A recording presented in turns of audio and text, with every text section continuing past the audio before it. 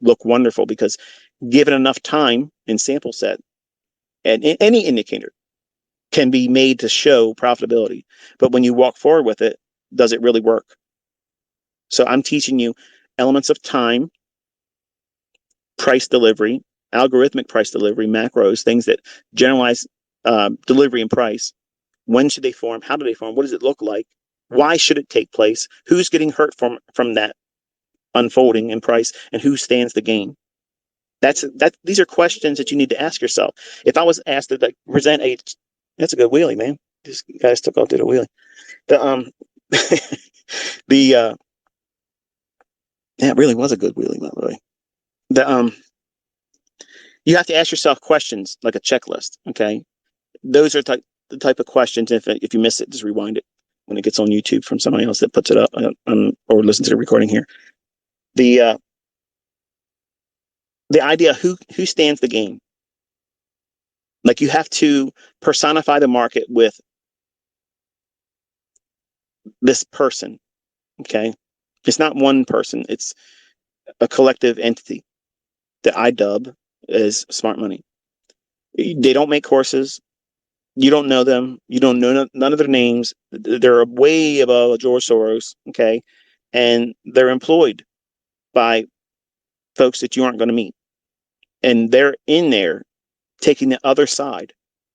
That's a segment of the market that no one's talked about. They hinted at something like, if there was somebody out there who could do this all the time, this puppeteer, composite man, that exists, but not in the scope that it's promoted. If you can personify the market like that, where this unforeseen entity, like you've never have an opportunity to meet them, if they're cannibalizing market participants, what you're looking at in price right now, where would they belong? And it's easy to study it real time, because you can see where's the price action move that's unfolding right now. Where did it originate recently? Did it take stops when it started there? Because if it didn't, it's probably unfinished and probably needs to go lower. If it has taken stops, then look for inefficiencies or buy stops above the marketplace, because that's where it's going to go. Any time frame. That's what I look at when I'm looking at price. I'm not looking at Fibonacci ratios and fucking patterns, and like, I'm not. That's the distraction. That's the misdirection. You're looking at the left hand when the right hand's doing the work. They'll paint these charts, whether it be candlesticks or Heikin-Ashi or whatever the fuck you're looking at, Renko bars, point and figure. You point at the chart and try to figure out what the fuck it means. All that stuff is distractions. They're all distractions. And if you can find a way to simply say, all right, sure, it sounds Tom Clancy, sure, it's conspiracy theory to listen to some of the shit I'm saying, but it works. It works, because this is the market. And if you look at the performance of other students that are doing really, really well, what are they doing? They're going in with a model that they have simplified using the concepts that I've taught. You only need a reason to be bullish or bearish. I mean, let's just strip it down to the chrome, folks, okay? You're going into the marketplace. All right, what do I want to be focusing on this week? I want to be a bull, or I want to be bear. So what constitutes some reason for you to feel confident about that? Go to the weekly chart. Is there a reason for it to expand higher? What would it need to go up to go higher on the weekly chart? If it's going to make a case to be going higher on the weekly chart, it stands to reason that you're probably going to get one good bullish day using the daily time frame. And if you do it around the time when there's a medium or high impact news driver that just happens to come out that day during that session, chances are you probably narrowed down your focus to a opportunity in the marketplace. That's not an everyday occasion.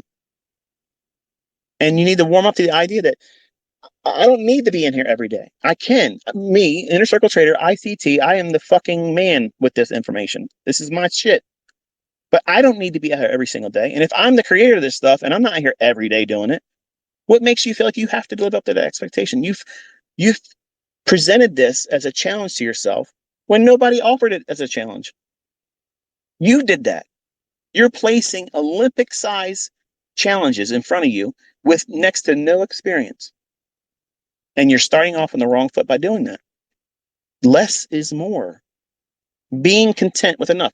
If you're only making $1,000 a week, that's all you can amount to in the first year or two.